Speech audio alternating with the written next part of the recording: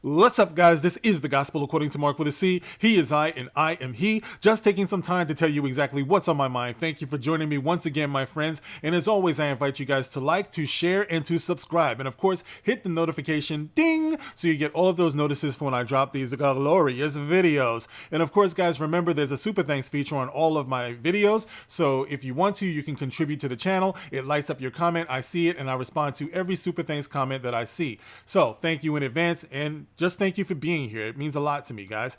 Now listen, let me get into this because I know this is a story that's getting around. Everyone's been talking about it, but you know, I've been like doing a lot of hours at work and everything, but I do want to have my say on this, even though it might be late. So let's talk about this Taika Waititi thing, all right? Taika Waititi, I think his name is Wakiki, Wakuku, Wakaka, Lake Titicaca. Anyway, so Taika Waititi is what I affectionately call him, is making some waves because it seems that he didn't know that Natalie Portman, Queen Amidala, Padme, was actually in Star Wars because he's been directing her in Thor: Love and Thunder, that movie that I'm not going to see. So yeah, so he was talking to Natalie Portman and she was asking him, what are you going to do next? He said he's going to be doing some Star Wars thing. I don't know. But anyway, he didn't know that she was in this. Okay, so I'm going to share this with you. I'm going to read a little bit of this article that I have here on the Daily Mail,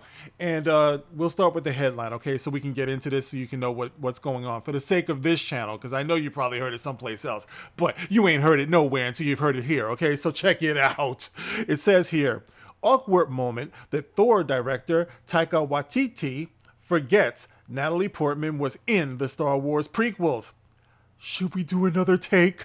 Now, here's the thing about Taika Waititi. This dude, you know, he's like got this persona like he's some genius, eccentric dude, you know, director. He's just like high art or whatever. You know, he's just a representative of Maverick cinema or something like that, you know. But I've never really found him particularly engaging. You know, his movies are cute at best, you know, but I think it's kind of his personality and his image, you know, to kind of like be a little bit offbeat and everything like that. So I don't know. I guess this is in keeping with that. So it goes on to say, Thor: Love and Thunder director Taika Waititi admitted he forgot his film's lead actress Natalie Portman appeared in 3 Star Wars movies in the early 2000s.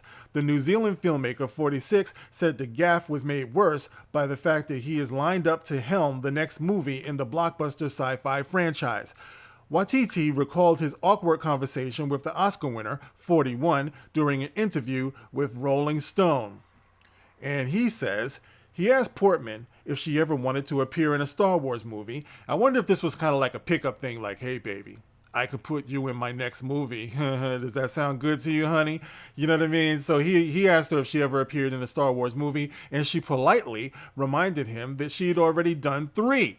She said to me, what are you up to next? I said, oh, I'm trying to work on a Star Wars thing. A Star Wars thing. This is what he calls it, a Star Wars thing. Okay, that right there is telling you like this man's mentality and how he's processing all of this. Have you ever wanted to be in a Star Wars movie? Waititi said. She said, I've been in a Star Wars movie. And I went, shall we do another take? Very funny, Wakuku. Portman had her big break starring as Queen Padme Amidala in Star Wars Episode 1, The Phantom Menace, which was released in 1999. And of course, we know this, okay? She went on to star in Attack of the Clones and Revenge of the Sith. Now look, guys, here's the thing about this.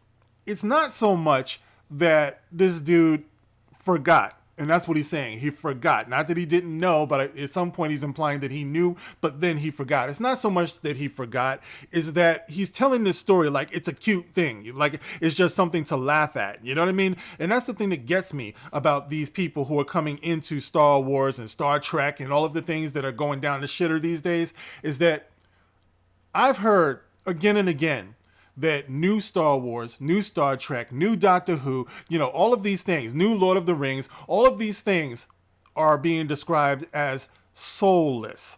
Okay, like there's no type of inspiration to them at all. You can't feel it the way that you used to. And I think this is an indication of that. It's an indication of the reasons why there's no passion in these things. Because clearly, these people, like, you don't have to be a Star Wars scholar. Like, I don't consider myself to be a Star Wars scholar, but there are certain things that you should know when you're going into this. I think this is the reason for the disconnect between the creatives, and I use that term loosely, who's working on these projects, and the audience that actually knows and are passionate about these things. This is the reason why these worlds are shrinking, because they go to serve the ego of these people more than the creativity. You know, when you see a Taika Waititi or Wakuku film, then usually you know it's him, right? When you see a Rian Johnson so-called film, you pretty much know, you know what you're dealing with. You know who this is by, because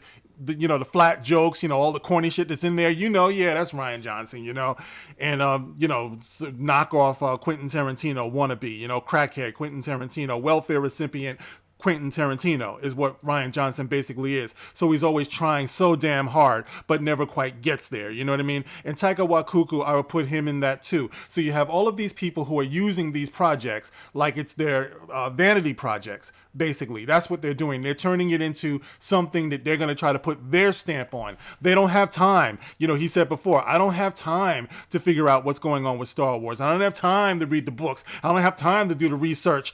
Just like the Joby Harold guy, on Kenobi. He didn't have time to go back and find out what he was doing and what he was talking about. These people, they don't have the love for this. And this is the reason why these things are struggling. And then this fool turns around and acts like it's something that's funny and that it's cute, that he doesn't know. Like I said, you don't have to know, but you should do your research. You should find out. This is how you ended up having Chewbacca walk past Leia, and Leia walk past Chewbacca after Han died, and you got no interaction between the two of them. And believe it or not, I've heard people try to explain that away. All of these apologists that go to make these things even worse. Because they want to excuse everything just because they want to see some more Star Wars up on the big screen. But if you don't have the passion for it and you don't have the love for it, it's not going to come through the screen. This guy is talking about, yeah, I'm doing a Star Wars thing. More money in the bank. This is the same fool that said, I will ruin your franchise. I'll ruin what you love. They think it's cute, because they never did love it. And this is what I'm talking about. So this is where we find ourselves. We find ourselves at the mercy of people who don't have passion for the things that we have passion for. So we love it more than they do. So of course we're going to come to a crossroads, between the two of us. And this is the reason why they demonize us, because they don't like the fact that we're still out here and we know what these things are supposed to be. We know that Natalie Portman was in 3 Star Wars movies. We know that Chewbacca and Leia should have had a moment after Han died. We know that Darth Vader and Obi-Wan Kenobi never should have battled between Revenge of the Sith and Episode 4. But we're a nuisance to them. And that's what this is an indication of. So I just wanted to give you my 2 cents about this. This is precisely a great example of what's going on with the things that we love. This is the reason why it feels so soulless, so passionless, so void of imagination, because of people like this, who don't bring any of these things to these projects. Oh, but you can stamp your name on it, and that's all that's important. But anyway, guys, I just wanted to give my take on that, so you guys can get in the comment section and let me know, do you see what I'm talking about? Because of people like this, because of people like Rian Johnson, J.J. Abrams, people who just want to make this about them and their brand. They don't want to serve the actual art form. They don't want to advance the lore and the continuity. They don't have time to learn these things, But for some reason, these are the people who the keys are being handed to. But anyway, guys, get in the comment section. Let me know how you feel about this. I'm so disgusted about it. And as always, like I said, you guys can like, you can share, you can subscribe. And thank you for listening, guys. I'll catch you on the next one. This is The Gospel According to Mark with a C. Rock on.